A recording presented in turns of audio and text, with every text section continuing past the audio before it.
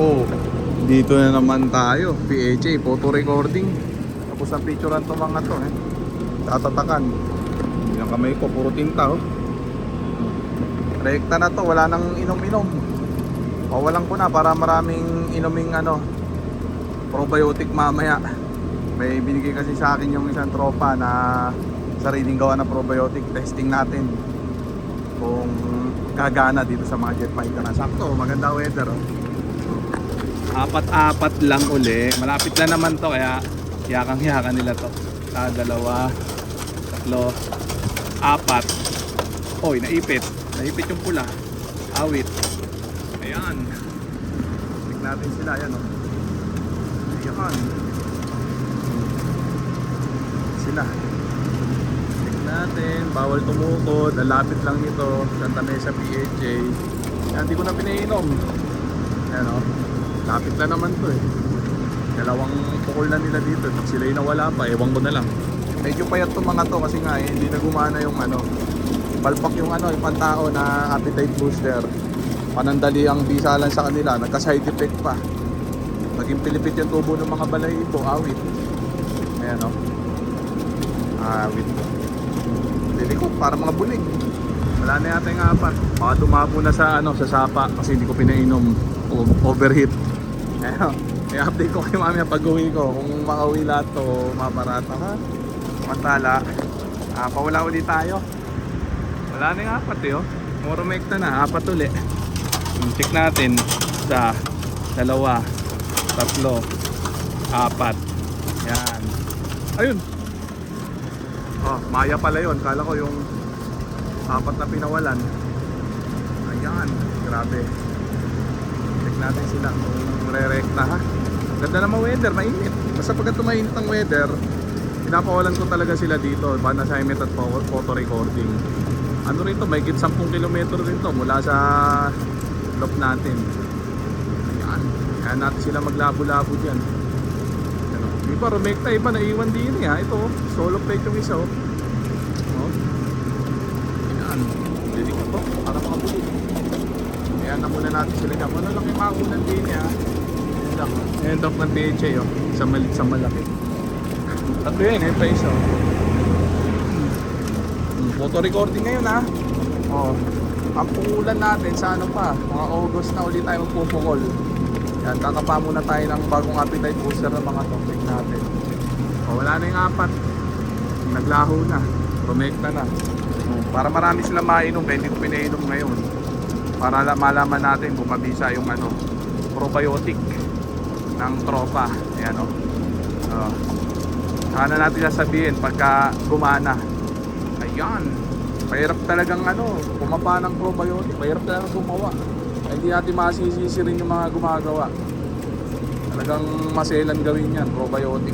Lalo sa klima dito, mainit. Mabilis mamatay ang good bacteria. Ayan. Kaya madalang yung nakakagawa talaga ng mabisang probiotic. Mahirap pekpekin, perfectin yung formula. Yan, wala ulit tayo, apat syempre. Yan, nilikot parang bulig. Sa dalawa, lo, apat. Ayan. Sabi nga. Iwas serga yan, kaya apat-apat. Yan, technique yan.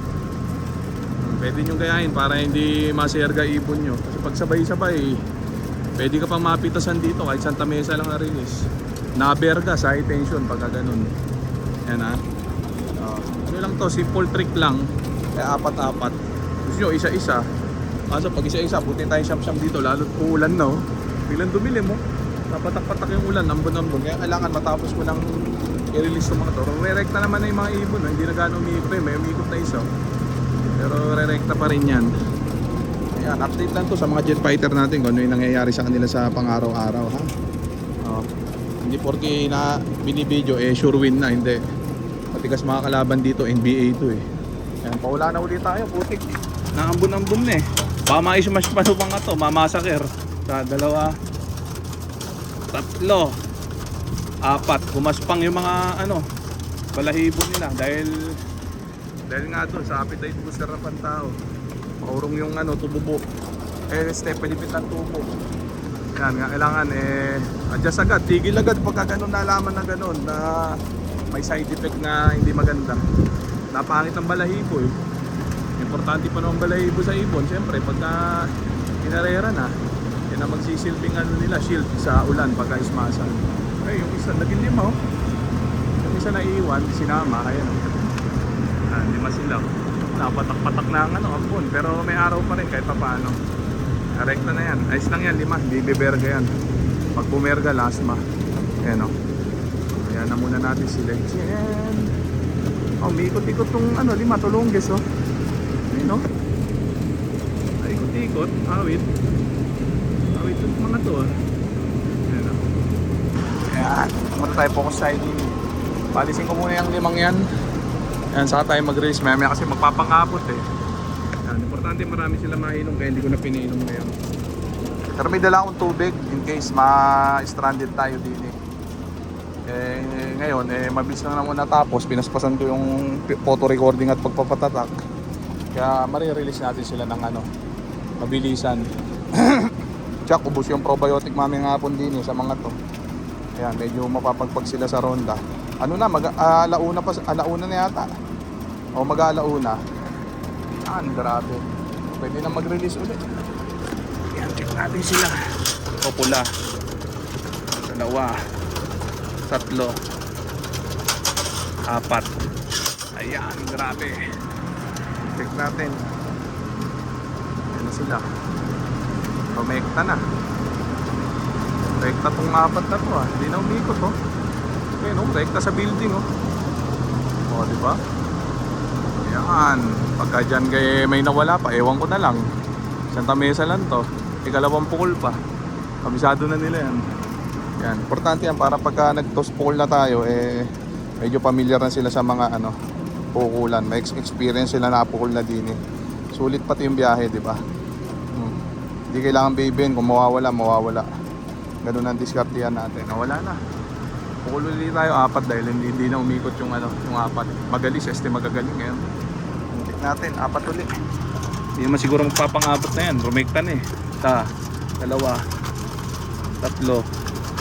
4. Ayan. Mamaya na tong ano, tong 5. Sabay-sabay ko na tong 5. Nagpangabot yung iba oh. Wait ah. Nagpangabot. Mali diskarte. Pang-abot nakita ko, bali ilan na sila doon, 4, 12. Nakita ko eh, pang-abot. Mali yung diskarte, mas maganda yung diskarte ko nung nakaraan. Matagal ang interval, mamadali kasi ngayon, tsaka akala ko rumekta na eh. Kaya na muna natin sila dyan, serga o serga. Okay na, mamaya naman, update ko kayo. Bye.